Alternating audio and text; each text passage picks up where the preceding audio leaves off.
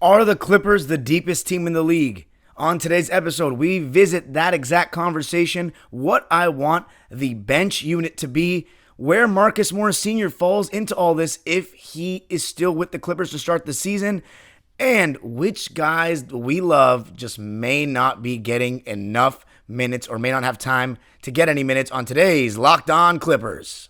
You are Locked On Clippers, your daily Los Angeles Clippers podcast, part of the Locked On Podcast Network, your team every day.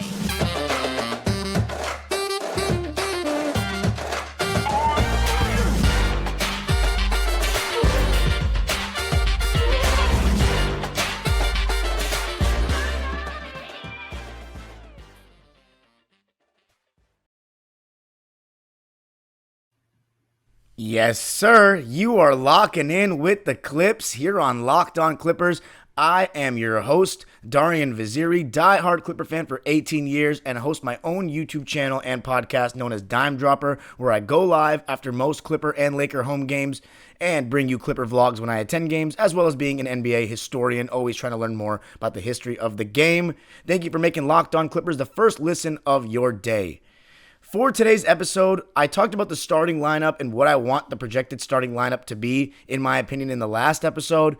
In today's episode, I'm going to talk about what I want the bench rotation to be. Who gets in, who doesn't make it. There's been a lot of talk about the Clippers being the deepest team in the league. I firmly believe those. I think the Clippers are the deepest team in the league, and I'm going to talk about why. I'm also going to talk about if Marcus Morris Sr., I know everybody's been talking about whether he's going to be on the Clippers or not. Some want him to stay, some want him to go.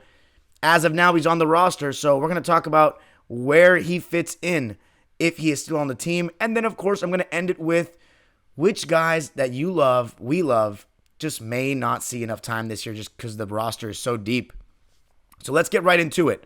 The starting lineup I designated for my preference was Reggie Jackson at the point, Paul George and Kawhi, alongside Nico Batum, and then Zubac. So that's three long wing players in the starting lineup. Nico Batum, I feel like, is a really good complement to Kawhi and Paul George because he moves the ball quickly, he likes to spot up, and just plays his role, doesn't hold on to the ball too long, which obviously brings up the conversation, if Marcus Morris is still on the team, does he start instead of Nico Batum?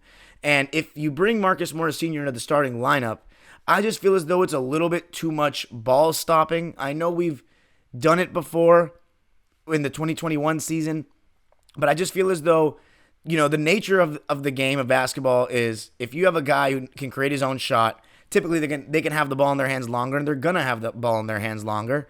And Kawhi Leonard and Paul George, I wouldn't call them like ball stoppers or anything like that necessarily, but they do have a tendency to hold on to the ball, as most stars do. Kawhi, when he goes into hero ball mode, can sometimes overdo it a little bit, but for the most part, he doesn't hold the ball as long as a lot of stars in the NBA. And even as Clipper fans, we know Chris Paul, to me, was the most ball-dominant player in my time as a fan. But let's talk about... So just to get that out of the way, I don't want Marcus Morris Sr. starting because I just feel as though it's three guys that are going to look to ISO, look to score, and Marcus Morris Sr. can be very stagnant offensively in terms of his movement without the ball or lack of it. It's something that really sticks out if you pay attention to him and go to games live. He really doesn't move without the ball like that. Nico Batum, on the other hand, is, as I said in the first episode I did, maybe the best spontaneous mover without the ball on the Clippers. So I like Marcus Morris Sr. coming off the bench if he's still on the team. But here's my projected bench unit, assuming he's not on the team. So obviously we talked about the Clippers not having a backup center as of now that's is going to play. Diabate and Moses Brown, I wouldn't bank on them getting regular rotation minutes just yet. So with that assumption, I'm going to say that Ty Lue's going to roll with Robert Covington as the backup center in small ball lineups when Zubac is out of the game. So here's my bench unit. John Wall at the point, Norman Powell alongside him. Luke Kennard, I know that that's small, but again, as I said, I think there's a place for him in this team in rotation. And then Terrence Mann at Robert Covington. That is small, though. Terrence Mann being your second tallest guy, Robert Covington being your tallest guy, it's very small. So clearly, the Clippers may need to go get a backup big. And now I want you guys to comment in the comment section on YouTube. Remember, Locked On Clippers is now on YouTube as well, so make sure you give us feedback on everything, but also comment today's question of the day. Do the Clippers need to go out and get a backup center? Are they too deep at the guard position off the bench and lack a backup big? Does that concern you? Because as of now, if you go with my bench rotation, I just said, John Wall, you know what he's looking to bring. He's going to try to get into the paint, run that second unit, kick it out to guys. Norman Powell, Luke Kennard, Terrence Mann, Robert Covington, they can all shoot the ball. There's going to be no shortage of shooting and floor spacing in that unit. But rebounding is a concern.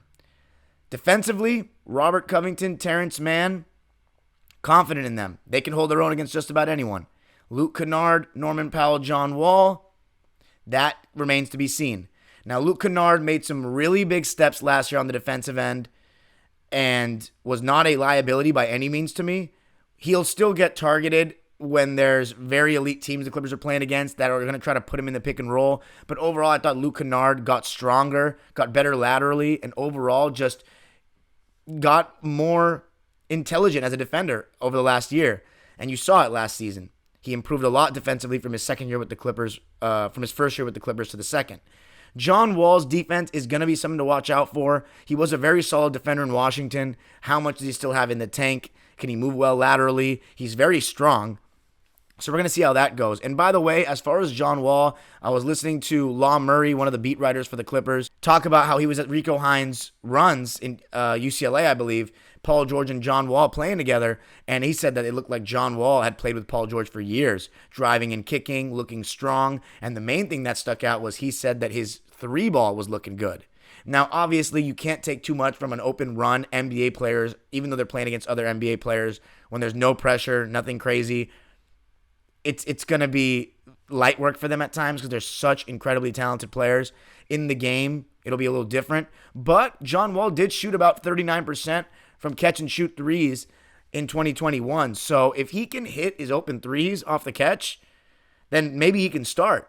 And as I said in the first episode, the John Wall, Reggie Jackson thing, just because I said I want Reggie Jackson starting to start the season, and he probably will start the season at point guard, doesn't mean that can't change. And I think Reggie Jackson, if he comes off the bench instead of John Wall, if you just swap those two, it makes no difference. I think he can still be great off the bench, and his game is really more suited as a bench guy to come in and give you buckets and energy. But the only concern with my bench unit is the size. Norman Powell, Luke Kennard, and John Wall. I'm not a huge fan of three guards in the NBA in today's game or in any era. And two smaller guards with 6'4" under is a problem in my opinion. That's why I didn't want Norman Powell starting alongside Reggie Jackson or John Wall. But three under 6'4" could be a little tough. The difference is it's a bench unit. Now the bigger question is, will Ty Lue even play a full bench unit with five guys, straight bench players? Or will he stagger Kawhi and Paul George? Stagger meaning one of them is always in at all times. That's a question to think about. And I think that he's done that in the past. So I think it's safe to assume that Kawhi and Paul will probably be staggered. So that I still want all those guys to play. I think they can find a way to get them in there. Now, as far as an 11-man rotation with Marcus Morris Sr. in there or a backup big, I guess we'll wait. I guess I'm not going to talk about a backup big until the Clippers go out and get one. But coming up next, we're going to talk about if Marcus Morris Sr. is still on the team, where does that throw him? Because he's definitely going to get into the rotation. He's not going to just go to the wayside like I just said in my bench rotation. So let's see where Marcus Morris Sr. falls into the rotation if he is still on the Clippers coming up next. Are you feeling financially stuck? So many bills you can't even keep track of them. I know I've been there before. If you keep on saying you need to make a budget but never do it, if somehow you keep missing credit card payments, if you're afraid to look at your bank statements, then it's time you take back control of your financial life. Meet Rocket Money, formerly Truebill, our favorite financial app. So why did Truebill change its name to Rocket Money? We'll tell you what we heard. Truebill, now backed by Rocket Companies, has grown from a bill management app into a full-on personal finance empowerment tool that helps over 3.4 million people with budgeting, lowering bills, canceling subscriptions, and more, saving each of their members on average $700 a year. And with all that growth comes the next evolution in Truebill's story, a new name. Bottom line, Rocket Money is everything I've loved about Truebill, but with a fresh look and feel. Start canceling your unused subscriptions and save money at rocketmoney.com/LockedOnNBA. That's rocketmoney.com/LockedOnNBA, or download the app from the Apple App Store or Google Play Store. All right, so we're going to be talking about where Marcus Morris Sr. fits into the equation if he is still on the roster. And going back to what I just said in the first segment, I was listening to Law Murray of The Athletic, one of our beat writers, talk about Marcus Morris Sr. and how he looks good this season. He said that he just didn't look right after the 2021 playoffs. Remember, against the Suns, he was really struggling with an injury, and you can see his production decrease and dip as the series went on. And that's a big what if, even though we don't really talk about it as Clipper fans. If Marcus Morris Sr. was more healthy, could we have taken that series to 7 games? Would we have won Game 4 when we were struggling to score points in that drought? But we can go on about what ifs about 2021 forever. Marcus Morris Sr. did not start last season well, and it took him a while to get into his groove. Mr. Murray did say that he looks great right now and that he's going to be as ready to go for the beginning of his season as he's been. So that's a great thing to hear. And that being said, remember, I do like Marcus Morris Sr. I just think his presence on the team is a bit redundant, but assuming there's going to be load management, there's going to be injuries, maybe nobody's presence on the team is redundant. Maybe we need all these guys for the long haul. The question is, when everyone's healthy, how is Ty Lue going to be able to balance all these minutes and, potential egos? Now, I'm not saying anybody on our team has an insane ego, but these are guys that have played the last couple of years for this Clipper team and all want to be a contributing factor to the potential title run. Marcus Morris Sr. being one of them, being a guy that was top 3 on the team in scoring last season. So let's say Marcus Morris Sr. is there. As I said, I don't want him starting, but he easily could, which would push Nico Batum to the bench. And honestly, Nico Batum and Robert Covington and Terrence Mann coming off the bench is probably the best bet in terms of having a second unit that can switch and not give up anything defensively, really. Because having those 3 out there, you can switch 1 to 5 on everybody. You can switch all 3 of those guys 1 to 5 in today's game, especially if you're playing against second units. So they're going to have backup bigs in. Terrence Mann, Nico Batum, and Rocco can all do a job. But I want Nico starting. So let's say that puts Marcus Morris Sr. on the bench. The person, in my opinion, that is going to be taken out of this regular rotation, assuming everyone's healthy, is sadly Luke Kennard. As I mentioned in episode, I forget if it was the first or second one I did, but Luke Kennard is probably going to be the guy that takes the biggest hit because he doesn't give you much defensively. He's not really a playmaker in pick and roll like Norman Powell or John Wall, but he sure is the best on our team at spotting up and shooting and just three-point shooting in general. 45% last season. He made them from everywhere. 30 feet in front of the line, right behind the line, corner threes, on the move, going to his left, going to his right, coming off screens. He was just unbelievable, and I really don't want to see him not play because, as I said, with Paul George and Kawhi, and even a guy like John Wall, you want as many great shooters out there as possible, and Luke Kennard does exactly that, as well as having improved on his playmaking chops and pick and roll over the last 2 years. And he also has that great pull-up going to his right that I really like. And he's also got a decent floater, even with the offhand. But I think it's going to be Luke Kennard, sadly, because of what I said. Norman Powell's just a better player. John Wall, they wouldn't be hyping him up so much, and he's a former All-Star. They definitely hold him in a higher regard than Luke Kennard.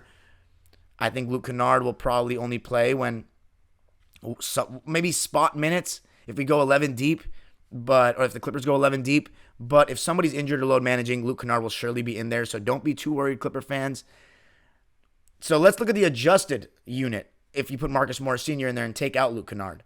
John Wall, Norman Powell, Robert Covington, Marcus Morris Sr., and Terrence Mann. That's honestly, I would say that's like a play-in contending starting lineup if we're being serious. I mean, that's a pretty good team. And that's exactly why the Clippers, to me, are the deepest team in the NBA, because I have to take Luke Kennard out of the rotation, who would start for, but play solid minutes for the majority of teams in the NBA, maybe all. And then you also have Amir Coffey, who's a really solid two-way wing, showed incredible improvement last year, not only hitting the three ball, but getting to the basket, and even showing some playmaking chops in pick and roll at times when the Clippers were extremely shorthanded. And then you got Brandon Boston Jr., who is a very exciting young player, can really score the ball. Yes, he has to work on his efficiency a little bit, but it was his first season. He's very raw, 19-year-old kid after 1 year at Kentucky, and he has great hands and length on the defensive end, which give him potential to be a really solid two-way player. And also, I'm going to mention it one more time, but Jerry West was speaking so highly of him at this sit-down that I attended, and I'm going to post on my YouTube channel, talking about how Brandon Boston Jr. is a future star.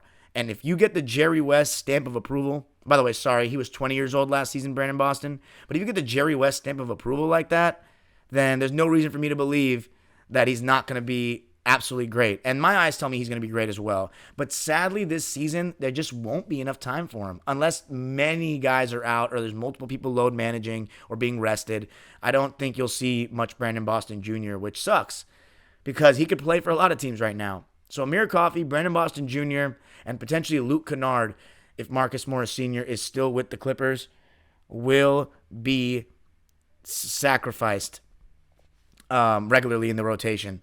Which sucks because, we love all our players here at Clipper Nation and we want to see them play. And Jerry West, again, going back to that sit down, he said something that probably with the addition of John Wall, some of your favorites are not going to see the court as much. It's just the nature of the situation. And the good thing is, again, as I mentioned in the first episode, Tyronn Lue will figure out what's best for the team. We don't have to worry too much, Clipper fans, that the coach in charge will not make the right decision and adjustments that need to be made. He will figure it out. He's going to do the right thing. He sees the game well. He's got a great staff with him. And I think that we are in good hands as fans with whatever they decide to do.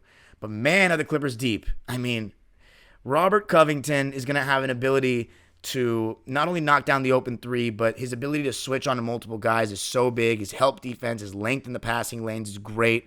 And then John Wall, it's just, I think everyone is so excited to see what he's going to be able to bring to the table, how much he's got left in the tank.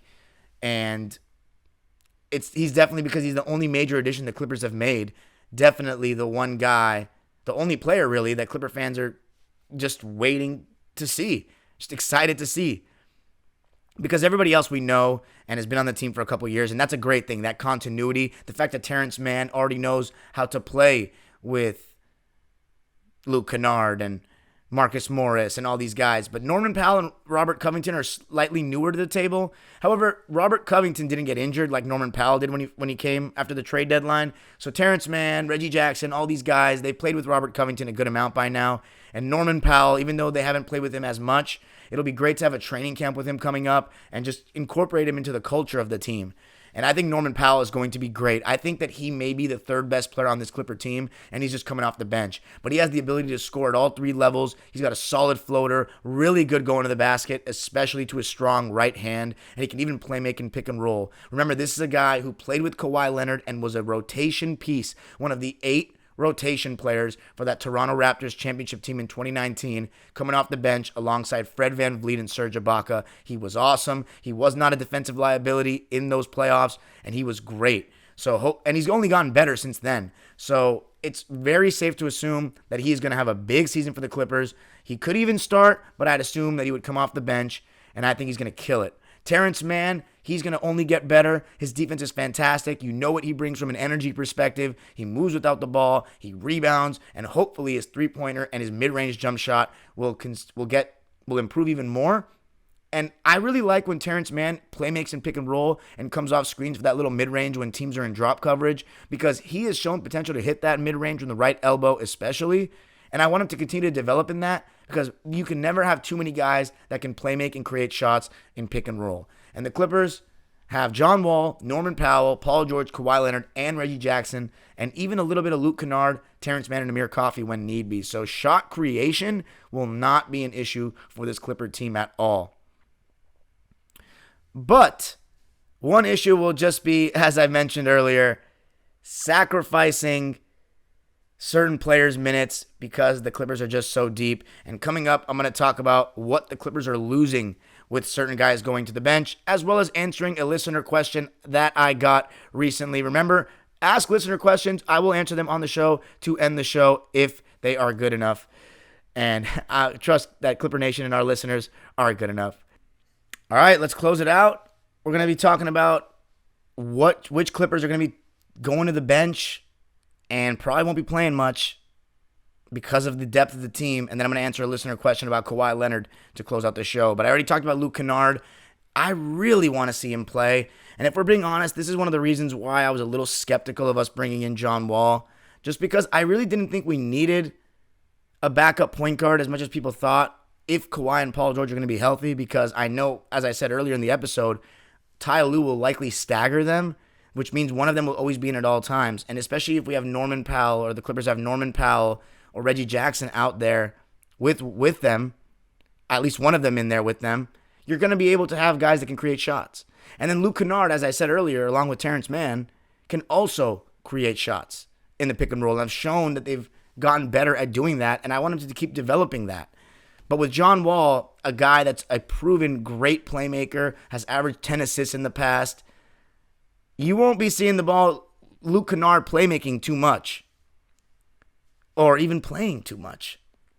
And as I've said so many times, I don't like that. He's just 45% from three. I mean, he's so good, and he gets so hot. He's been such an integral part of some of those big comebacks last year at Washington with that 4-point play, at Philadelphia.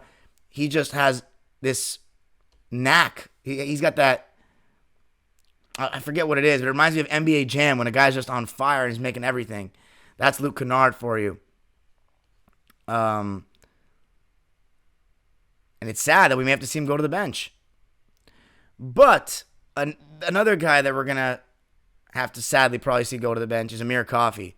And that's a guy, the brewmaster, who has great length at 6'7", can guard multiple positions, and as I said, even showed playmaking chops and the ability to get to the basket, especially going to that strong left hand last season. And just another year of sacrificing his development is going to be tough. And that same thing goes for Brandon Boston Jr. I want to see him get more efficient. I want to see him out there play more and continue to develop and continue to get stronger. I heard he's been in the gym a lot, and that was one area of his game that was kind of lacking. He just seemed skinny, and that's a normal problem for young players in the NBA straight out of college, especially one and dones. But the NBA is a grown man's league. There's so many strong players, and you need a little bit of that strength to create a little more separation. And I know that Brandon Boston Jr. has been in the gym, so it'll be interesting to see if he looks any different. I think he will, and if he plays any different. That is, if he gets his minutes. Clippers are just so log-jammed at guard, and then some of these forward spots with Marcus Morris, Terrence Mann, Robert Covington, Nico Batum. It's just going to be tough. But there is an option as well that I didn't mention yet, and that is with Moses Brown or Moussa Diabate to play. And that's assuming that Luke Kennard is still not really in the regular rotation. But that gives you John Wall, Norman Powell, Terrence Mann, Marcus Morris, Robert Covington, and a backup big, 11 deep. If the Clippers go 11 deep, I can see that being more of the route they go with Marcus Morris in there and a backup center, because there's going to be situations where the Clippers need that, whether Zoo's in foul trouble, they're playing Nikola Jokic or DeAndre Ayton, and you need a backup big in there to rebound, because that's the one flaw with the Clippers small ball lineup. They need a gang rebound. Everyone needs to get in there, and sometimes you just don't have the size. Sometimes you just don't have the size.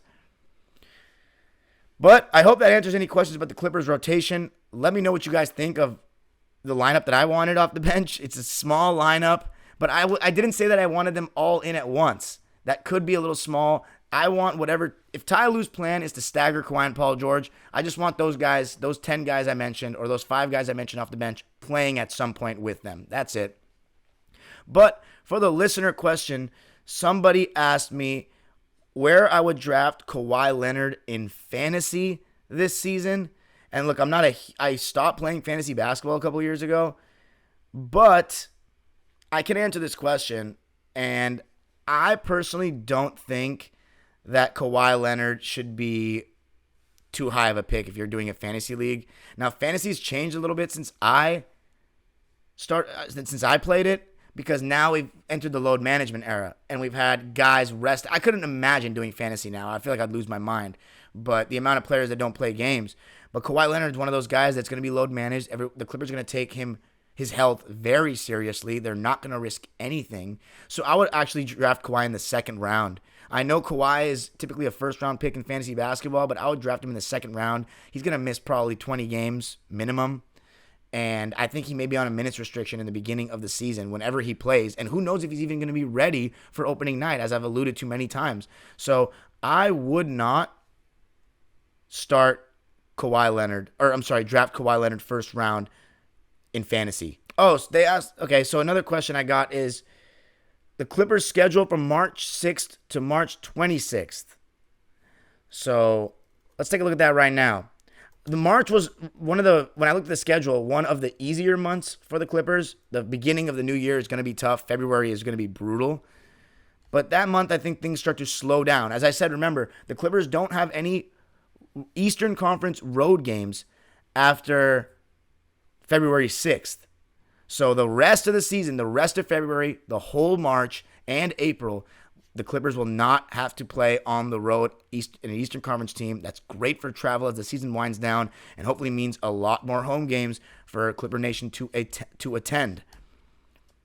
But all right, March 6th to 26th, Clippers have in the following order: the Toronto Raptors at Staples Center, the New York Knicks at Staples Center, the Warriors, the Magic, the Blazers.